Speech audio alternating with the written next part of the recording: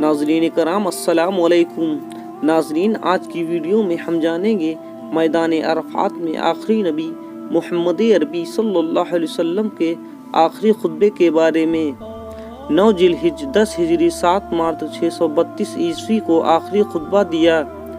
آئیے اس خطبے کو اہم نکات کو دوہرا لیں، کیونکہ ہمارے نبی محمد عربی صلی اللہ علیہ وسلم نے کہا تھا میری ان باتوں کو دوسروں تک پہنچائے۔ دوستو، آئیے جانتے ہیں آپ صلی اللہ علیہ وسلم کی ارشاد کے بارے میں۔ دوستو، آپ نے فرمایا، اے لوگو سنو، مجھے نہیں لگتا کہ اگلے سال میں تمہارے درمیان موجود رہوں گا۔ میری باتوں کو بہت غور سے سنو اور ان کو ان لوگوں تک پہنچاؤ جو یہاں نہیں پہنچ سکے۔ نمبر 2، اے لوگو، جس طرح یہ آج کا دن ہے، یہ مہینہ اور یہ جگہ عزت و حرمت والی ہیں، بالکل اسی طرح دوسرے مسلمانوں کی زندگی، عزت اور مال حرمت والے ہیں، تم اس کو چھیڑ نہیں سکتے۔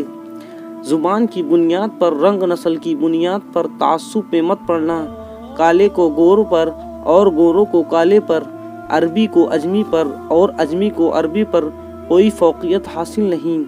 لوگوں کے مال اور امانتیں ان کے واپس کر دو، کسی کو تنگ نہ کرو، کسی کا نقصان نہ کرو، تاکہ تم بھی محفوظ رہو۔ یاد رکھو تمہیں اللہ سے ملنا ہے اور اللہ تم سے تمہارے اعمال کے بارے میں سوال کرے گا۔ اللہ نے سود بیاج کو ختم کر دیا ہے، اس لیے آج سے سارا سود ختم کرو، معاف کر دو۔ تم عورتوں پر حق رکھتے ہو اور وہ تم پر حق رکھتی ہیں۔ جب وہ اپنے حقوق پورے کر رہی ہیں تو تم ان کی ساری ذمہ داریاں پوری کرو۔ عورتوں کے بارے میں نرمی کا رویہ اختیار کرو، کیونکہ وہ تمہاری شراکت اور بے لوث خدمت گزار رہتی ہیں۔ کبھی زنا کے قریب مت جانا۔ اے لوگوں، میری بات غور سے سنو، صرف اللہ کی عبادت کرو، 5 فرض نمازیں پوری اور پورے رمضان کے روزے رکھو، زکوٰۃ ادا کرتے رہو اور استطاعت ہو تو حج کرو۔ ہر مسلمان دوسرے مسلمان کا بھائی ہے، تم سب اللہ کی نظر میں برابر ہو، برتری صرف تقوی کی وجہ سے ہے۔ یاد رکھو تم کو ایک دن اللہ کے سامنے اپنے اعمال کی جواب دہی کے لیے حاضر ہونا ہے۔ خبردار رہو میرے بعد گمراہ نہ ہو جانا۔ یاد رکھنا میرے بعد کوئی نبی نہیں آنے والا، نہ کوئی نیا دین لایا جائے گا۔ میری باتیں اچھی طرح سمجھ لو، میں تمہارے لیے 2 چیزیں چھوڑ کر جا رہا ہوں، قرآن اور میری سنت۔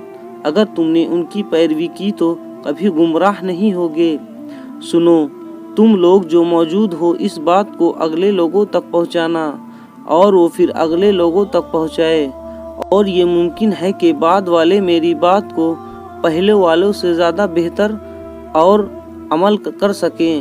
پھر آپ نے آسمان کی طرف چہرہ اٹھایا اور کہا، اے اللہ، گواہ رہنا، میں نے تیرا پیغام تیرے بندوں تک پہنچا دیا۔ جزاک اللہ خیر۔